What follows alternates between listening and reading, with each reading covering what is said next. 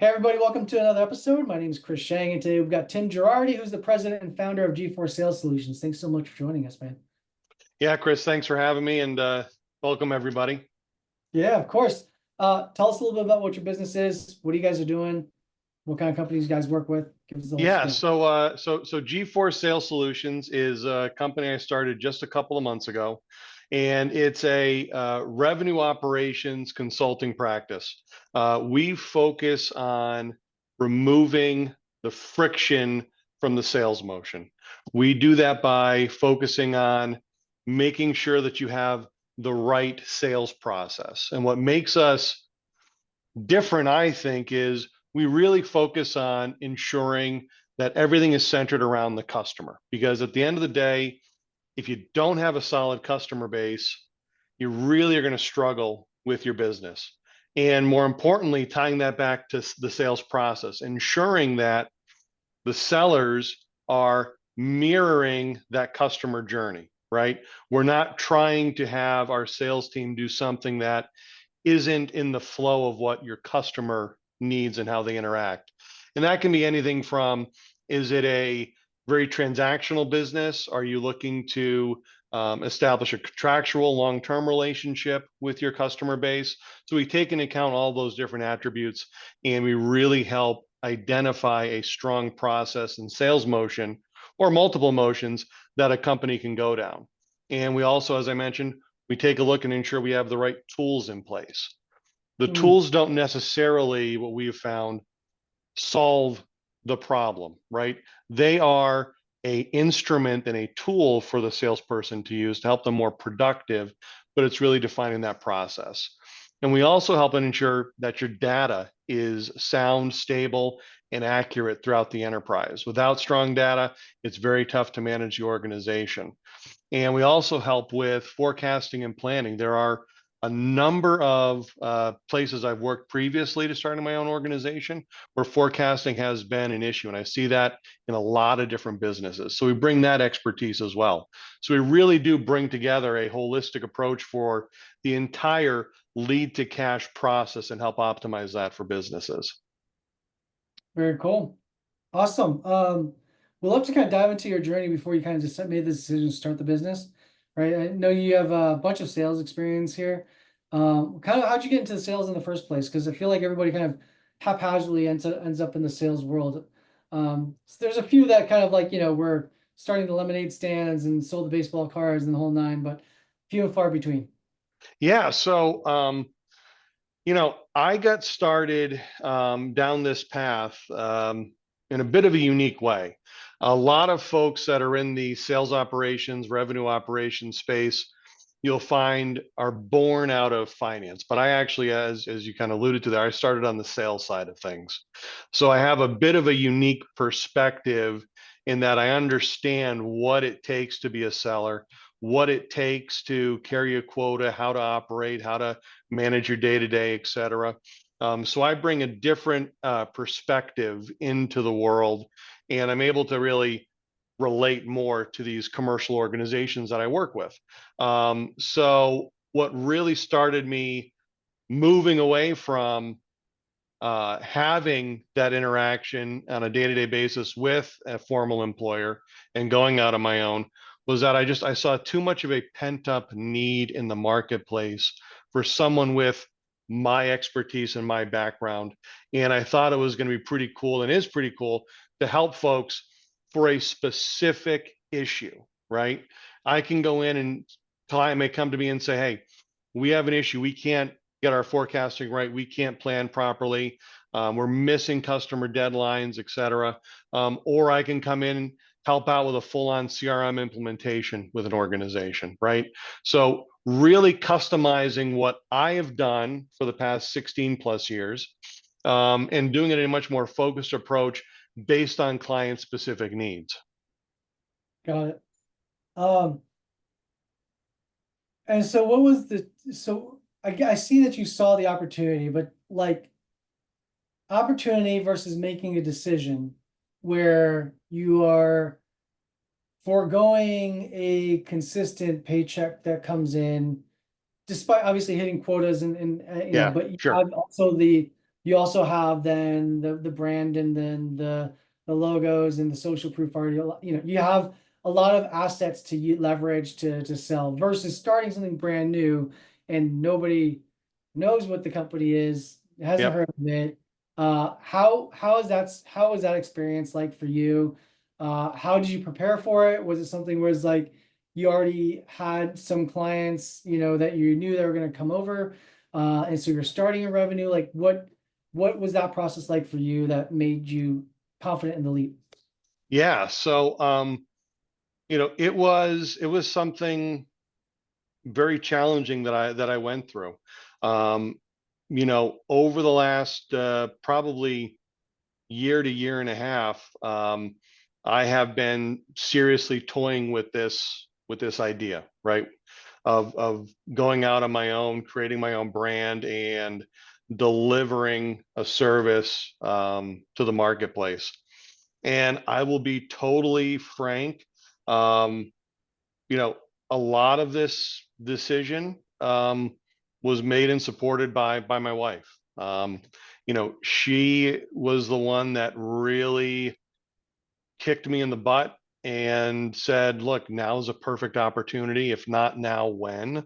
Um, because I am um, not risk averse, but I want to make sure that there are things lined up to where I know I'll be successful, right? I'm very much humble in my approach and my abilities, and what I deliver, and having her backing was really what drove me and pushed me over the edge. Because as you know, as a lot of folks know, it is an emotional roller coaster when you go out and you're starting your own thing. You're working to, like I said, not only develop a brand, but start earning as quick as possible, right? And how do you bring in revenue? How do you start to build your own customer base? How do you really execute? And not only am I leaning on 16 years of enabling sales teams to do what I'm doing, getting in, building your own territory, establishing your own business, following a sales process, etc.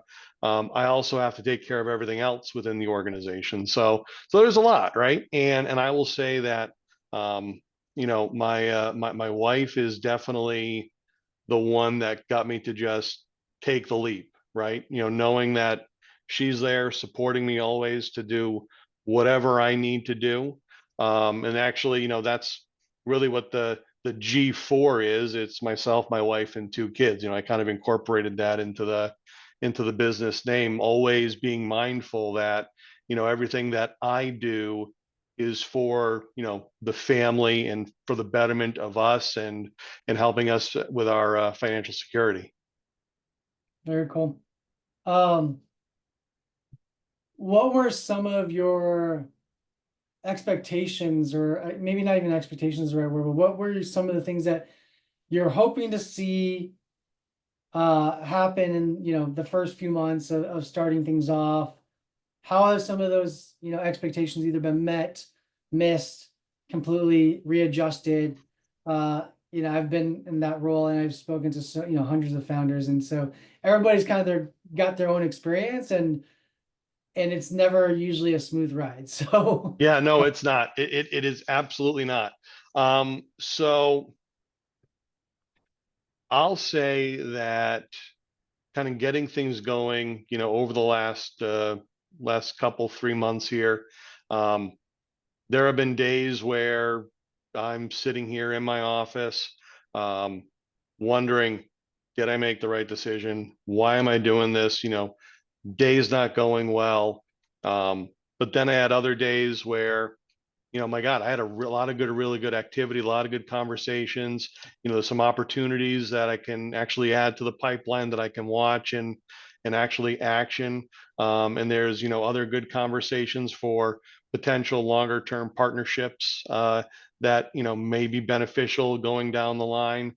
So you kind of have those days where, and this is probably within the first 45 days, I'd say, where this is great. I love it. Glad I made the decision. And others where I'm just sitting back here, nothing's going right. You're not having a good interaction on your calls. Maybe you're off a day. But I would say one thing that I learned from is don't look at it on a day to day. Don't look at it on a micro level like that. Look at it more holistically so that you can feel, am I moving forward? Right. And as I started to recognize that and got myself out of that dynamic, I started to, emotionally, mentally not have that anguish on a more frequent basis, right? Realizing and going back to, again, how have I taught commercial organizations to run, right? And what are the expectations I've told them? This is where, you get back into, okay, this is the cycle that you're in being a business owner. And as long as you're moving forward, as long as you're progressing, and as long as you can point to some measurable change as you're getting started, that's important. I'll get to a place probably in another 3 to 6 months where there's a little bit more stability, a little bit more growth in the business to where I can kind of focus on different areas and maybe be a little bit more strategic and not as tactical, trying to get revenue in. But for right now, I would say, it's really just understanding that let's not focus on the day, focus on just the time spent, and are you overarchingly moving the ball forward and making that measurable difference in what you're doing day to day. Absolutely. Uh, I've kind of come up with this phrasing, but I think like marathon founders need to realize that this is a marathon disguised as a sprint, right? And it's like, Yes. and and if you just go in thinking it's just gonna be a sprint and then you're done, you're gonna burn your wick pretty quick, right? And I think if you accept the fact that this is a marathon, that there is going to be a period of me having just to grind this out, and there will be those ebbs and flows of those days. I think it helps you if you can come back, more to peace with that. It definitely helps you in terms of managing those ups and downs a little bit better because, and I think that's also part of the weeding out process, right? It's like, Yeah.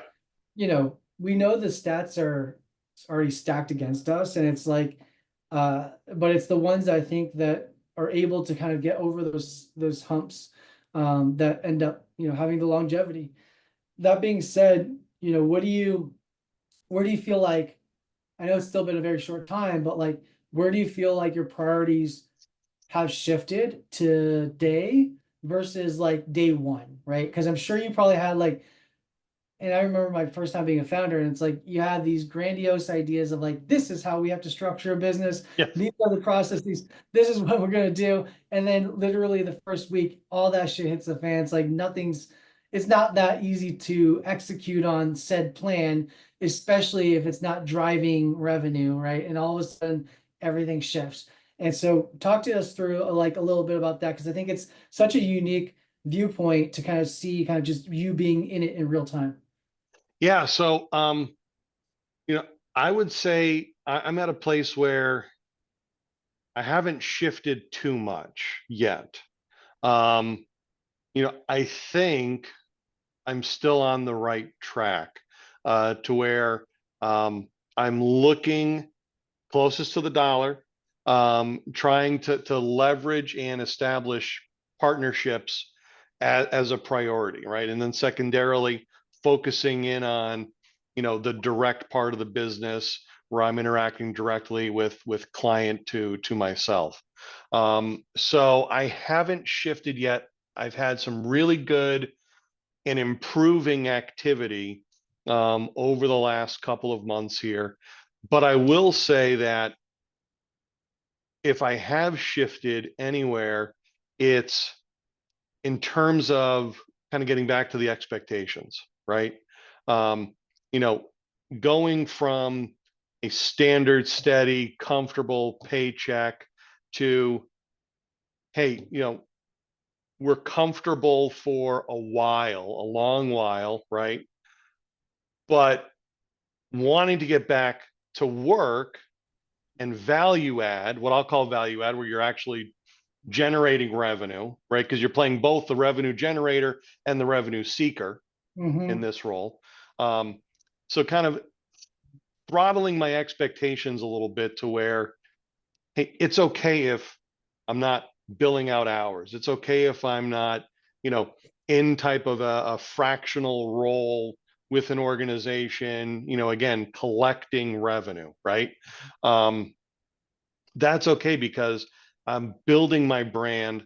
I'm in that mode of, you know, getting out, you know, talking to folks like you, talking to others, and really just evangelizing myself, the brand of the business, and the tremendous value we can deliver.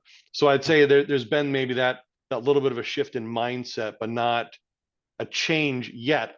It'll come.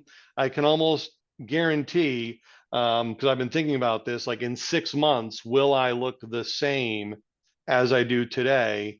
And I firmly believe I won't, but I just haven't gotten to where I can say we've shifted in this market approach from here to here type of a thing. Yeah, makes sense. Uh, are there anything that you feel like is pushing your comfort zone, or you feel like is going to be pushing your comfort zone to move the needle on growing your business? That again, maybe something you didn't anticipate. One of those things I feel like is a lot of times is like, having to self promote, right? Which I know sometimes people cringe at the idea of having to go through the exercise of that and what that actually entails. But Yeah. yeah, curious as to like if you notice any of those things, or have you seen any of those things when you had to take on a different hat or role? Yeah. So um, in my personal life and professional life, I have a tremendous amount of confidence in my ability, right? But that's different than talking about what I can do and how I can deliver and that self promotion, right? Um, so I would say if there's something that is pushing me outside of my comfort zone, it's doing that, right? Jokingly, all things aside, that's fine. But when I'm focusing on the business and really that self promotion of, yeah, this is no problem. I've done this 1,000 times. Don't worry about it. It's, can do it. I know I have the capabilities. I know I've executed before, but it's a little bit different because I'm in the mode where you eat what you kill, right? Hmm. And the kill in this instance is a successful and happy client engagement. So it's making sure that I'm setting the expectations, doing the self promotion properly to where I get in. And then once I get in, I've got, like I said, more than 16 years of experience, 20 years of experience when you include, as a seller, in the world. It's really that self promotion and really talking about all the great things that I've done and having it not come off as grandiose or bragging or anything like that, right? So that to me is pushing outside of my comfort zone. And anyone that listens to me that knows me will probably cringe and think, yeah, right. But yeah, that is something that I've definitely been pushing and been improving over the last couple to 3 months here. For sure. Um, I think the other thing is, I was speaking to a few founders just earlier today, and the relationship with the idea of failure, right? I think from growing up, and just I think societally we typically will associate a negative connotation to the idea of failing. If you go to the Bay Area, it's a very different relationship with the idea of failure. For whatever reason, they've really kind of like built that into their ethos. But failing is just figuring out another way to not do something, right? Which is Yeah. like the learning exercise. And as a founder, or somebody building something, you don't need to win and be right 100% of the time. You really probably only need to be like right 5 to 10% of the time, and just find the thing that's working for you, and then exhaust Yeah. it until it doesn't, and then find the next thing. What's been some of, what's been your relationship with failure, prior to this? Has that changed as you become a founder? um, and just, yeah, your overall thinking towards that iterative feedback loop that failing gives you, to then find another path without having to overly exhaust another, ton of Yep. resources to going down a path that is not yielding outcomes. Yeah. So, like most people, especially in this world here, I hate failing. I hate it. But over the many years in professional world, I've come to realize that failing is okay. Still hate it, but I've come to grips where it's okay. And what I have always told folks that have worked with me, whether reporting to me or otherwise, I've always said it is okay to fail as long as you learn from what you've done and you don't make the same mistake again, right? As long as you're learning and growing, to me, that's the biggest thing, right? So I've brought that mindset into building up my own business, starting up my own practice to where I know I'm going to stumble. I know I'm going to, especially as I'm sure, you and everyone knows, you're going to, as you're trying to start things up, overcommit to something, right? But you don't know what that is or where it is. And to me, I've come to a place where I'm comfortable where, you know, if or when I fail at something, an issue arises, like I've told folks that have worked with me in the past, I'm in the mindset of it's okay to fail. You only really learn and grow when you fail. So I have that mindset. I think I have a very good, to your question, I have a very good relationship with it. It's definitely a love-hate relationship, but it's something where I can look at myself and say, it's okay, you know, not the best, not the brightest move. I see where I should have deviated earlier, but you know what? Learn from it, move on, and you just continue to build yourself and get better. For sure. Um, I guess that, as we're rounding up on time here, what do you feel is, the next, say, 6 months to a year is going to look like for you in terms of where you are in your founder journey? Yeah. So, breaking it up a little bit, um, over the next 6 months, I would say I'm going to go from where I am right now, trying to build out that initial book of business, bringing in an initial client base to where in 6 months, I will be at a much more steady run rate, right? Hmm. I'll have a client base that'll be something to where I'm able to perform and able to deliver, more importantly, to my customer base. And then from there, it's continuing to grow, right? Continuing to find and uncover new and exciting revenue streams from that base. How am I going to get to a spot where, as I'm building out a consulting practice, to where I'm not starting fresh from zero every year, I have some form of renewable base with my customers.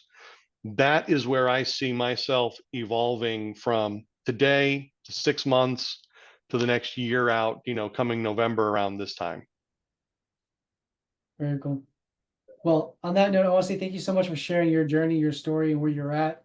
And I wish you nothing but the best of luck and success in your near-term, long-term endeavors. Um, and the best of luck with G4. Thanks a lot, Chris. Really appreciate it. Thanks for the time and look forward to hopefully talking again soon. Same here.